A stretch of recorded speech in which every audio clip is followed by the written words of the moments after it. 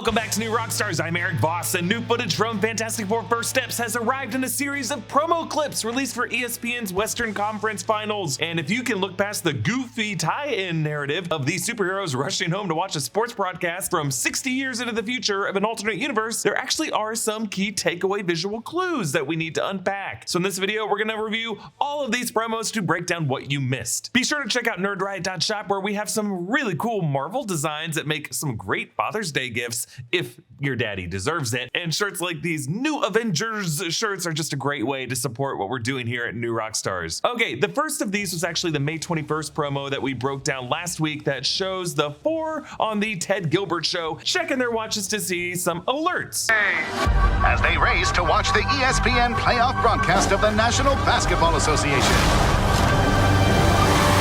Will the Fantastic Four make it to the Baxter Building in time for tip-off? Will family dinner get cold?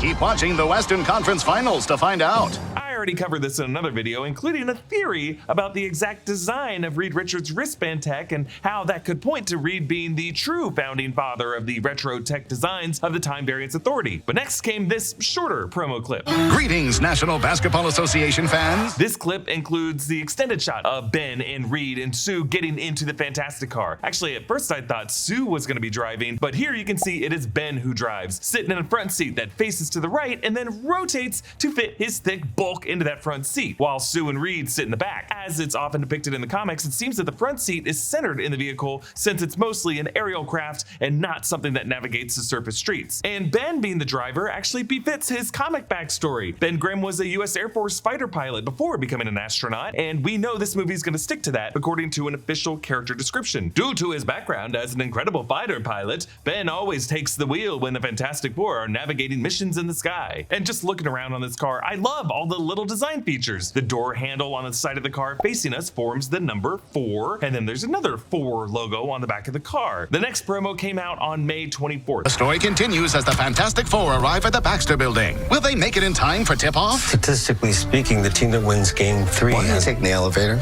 I could just fly there. How pressing it more times does it make it go faster? Nope, but flying would, so. Statistically speaking, We don't make tip-off, there is a 100% chance that Johnny is going to be too fired I up. didn't know you were into stats. See? Worked.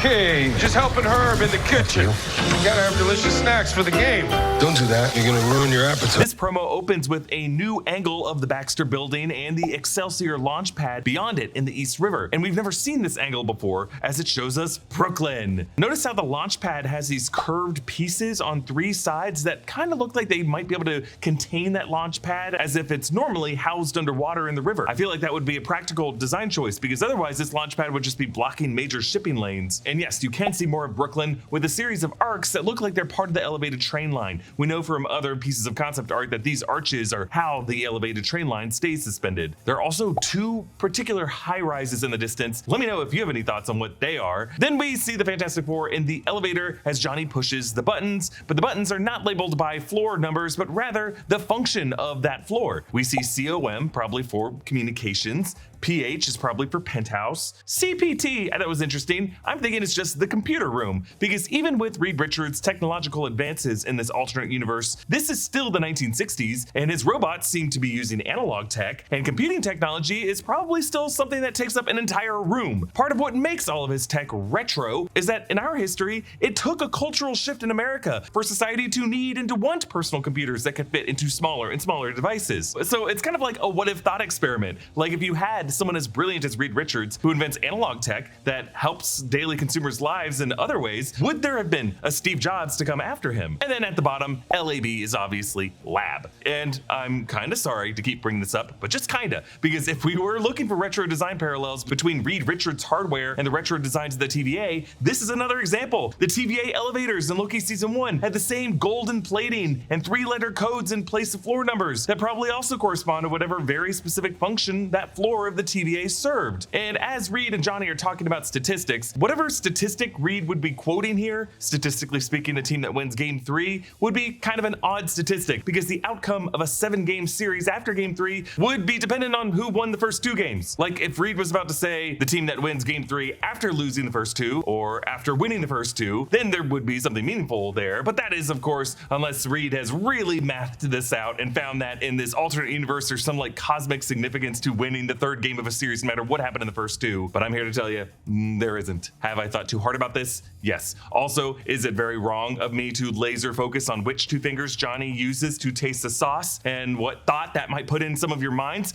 Also yes. But let's move on to the next promo, which dropped on May 26th. Will the Fantastic Four be able to finally watch the Western Conference Finals on ESPN? Yes, further proof that the Fantastic Four of this reality do not have digital technology. They have no DVR, they have no TiVo, they have no VCR to record any live TV broadcast. Also, it looks like that TV set is housed within that same central unit that contains their fireplace on the other side with smoldering embers. That seems pretty dangerous with the way televisions back in the 1960s were built with like cathode tubes in them. Jobs are good, but what you really want is a career. Landing a job and building a career are 2 different skill sets. And if you're looking for how to turn your job that pays the bills into a career that leaves you feeling fulfilled, you should check out Strawberry.me. Strawberry.me is a career coaching service that will help you move up the ladder, negotiate better pay, and land you a job you love in an industry you're passionate about. You just take a quick quiz, and then Strawberry.me will match you with a career coach who's best suited to help you achieve your goals. With the help of a coach, you'll gain clarity on your goals, ensuring that you're moving toward the career you actually want. Instead of working aimlessly and hoping for the best, you'll develop a plan designed to help you land better opportunities, negotiate higher pay, and position yourself for success. And because real progress doesn't happen without accountability, your coach will help keep you on track so you actually follow through. Strawberry.me gives you the tools you need so that you can be the one in control of your career. Visit strawberry.me/newrockstars and claim your $50 credit. That's strawberry.me/newrockstars. Now, we actually did try to figure out what basketball game is playing on the TV based on the shot of the crowd. I'm guessing this was the 1960s, so maybe a classic Wilt Chamberlain game. But the shot of the basket looks like it's a 3-pointer, and the 3-point line was not added until 1979. You know, Magic Johnson and Larry Bird's rookie season. So before that, when Wilt Chamberlain had his heyday, there were very few reasons for players to shoot from that distance to have that particular arc of the basketball. In fact, Wilt Chamberlain was best known for his iconic fadeaway shots. But I also remembered that this is a Disney/ESPN promo. So to even put archive footage in this promo, they probably have to use footage that they have the rights to. And ABC, which is also an affiliate of Disney, as is Marvel, had the NBA's first television broadcast rights from 1965 to 1973. So that helps us narrow it down.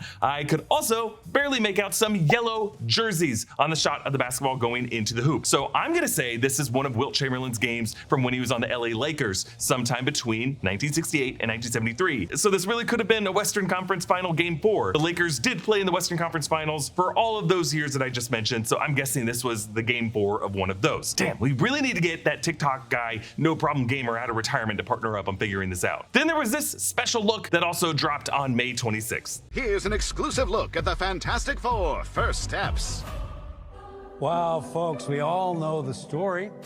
4 brave astronauts head up into space and come back forever changed. Please welcome the Fantastic Four. Herbie, how's that sauce looking? Okay. Is this guy good or what? Are you the protectors of this world? Yes, we are. Your planet is now marked for death. Are we safe? I don't know. There's not enough time. We will face this together. We will fight it together. As a family. We will protect you.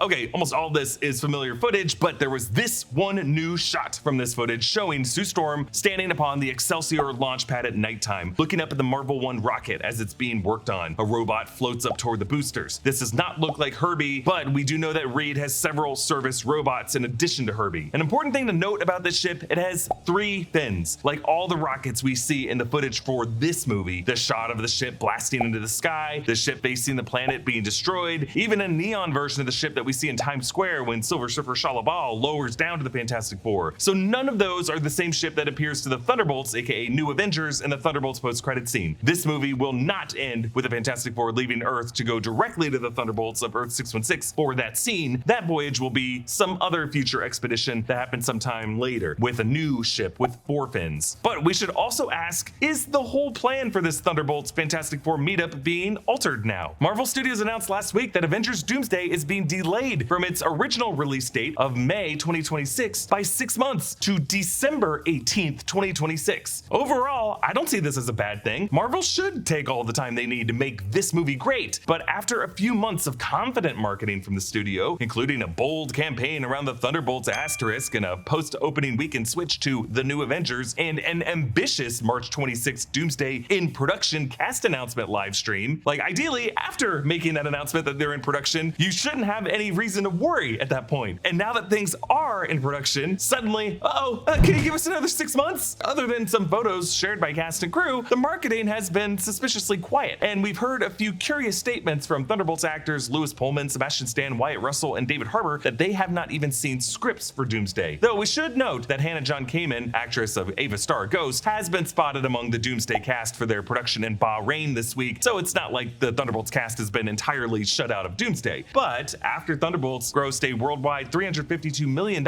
which is good, but well under the $500 million at this point that movies like this hope to clear in order to be considered profitable, and word that Disney might be pulling some Thunderbolt screenings from theaters to make even more room for the far bigger summer hit of Lilo and Stitch, we just have to wonder if Marvel Studios may be rethinking at least the opening act of Avengers Doomsday. I'm confident the New Avengers will meet the Fantastic Four at some point. I just don't know if it will pick up with that particular post-credit scene after Thunderbolts. Look, I loved Thunderbolts, and I think everyone would be foolish if we let the box office performance of that movie be an indicator for the huge enthusiasm around Fantastic Four, because a lot of film audiences didn't know what the Thunderbolts were. The Fantastic Four is a multi-generational legacy brand that fans have been desperate to get one universally beloved film adaptation of. So you get that need, plus a great score, and some impressive looking practical effects that are really gonna look good on IMAX, and just how much audiences love seeing a disaster movie. All of that makes a winning formula, regardless of what people's gut is telling them about Marvel Studios that particular week. Like, there is a reason why every IMAX screening I've been to lately includes this Fantastic Four countdown sequence that always gets an applause. There is a real hunger for this one. Some might say a world-devouring hunger. But comment down below with your thoughts on all this, and a special thanks to one of our YouTube members, Pengwin, who supports us at the executive producer level. Follow me at Erik Voss and subscribe to all channels in the New Rockstars network for breakdowns and news coverage of everything you love. Thanks for watching, and I'll see you next time. Bye.